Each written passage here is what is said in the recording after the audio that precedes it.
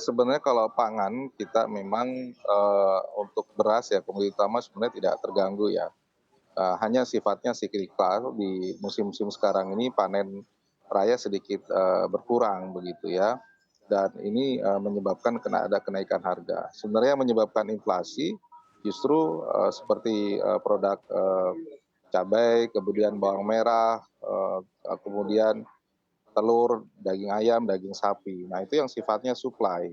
Nah, supply ini tidak bisa diselesaikan dengan kebijakan moneter dengan menaikkan, suku bunga ya. Ini yang saya kira menjadi problem tiap tahun dan, belum terpecahkan sampai saat ini. Nah, problemnya adalah, meskipun, di daerah didorong untuk, katakanlah, melakukan upaya untuk menurunkan inflasi yang sifatnya supply, tetapi tidak mudah ya, ada problem koordinasi, kebutuhan anggaran, termasuk, soal hal-hal teknis bagaimana memenuhi kebutuhan yang sifatnya pangan dan yang sifatnya, harga bergejolak itu bisa diputuskan.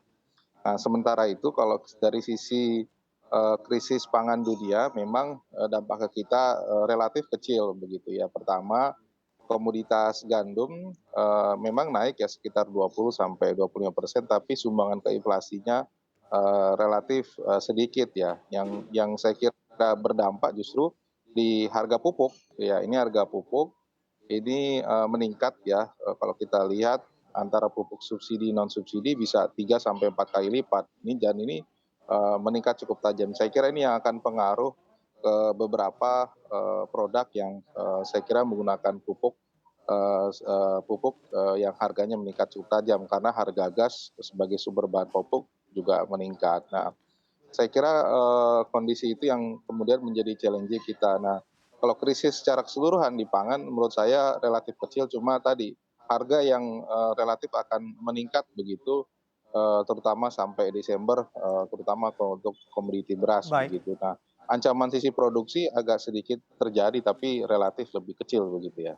Oke, baik. Kalau dari point of view Anda sendiri dan juga di KSP sendiri seperti apa sih panutan Pak Panutan? Karena kalau kita melihat begitu ya Pak Panutan, di mana inflasi pangan ini juga Presiden menyebutkan hal yang menakutkan.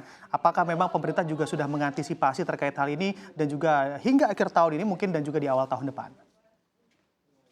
Iya, tentu persoalan ini, diantisipasi ya oleh pemerintah, apa bentuknya, misalnya food estate ya. Kami dari kantor staf presiden juga mengawal masalah ini ya. Jadi ada food estate di Kalimantan, kemudian di Sumatera, di Nusa Tenggara gitu ya. Kami terus kawal gitu ya, kita lihat persoalannya apa, yang bisa kita debottlenecking di mana gitu ya. Jadi dari sisi ekstensifikasinya eh, pemerintah sudah menyiapkan.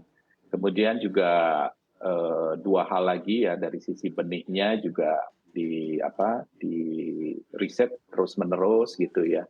Kemudian dari sisi teknologi mekanisasi pertanian juga dilakukan. Nah, kemudian mengenai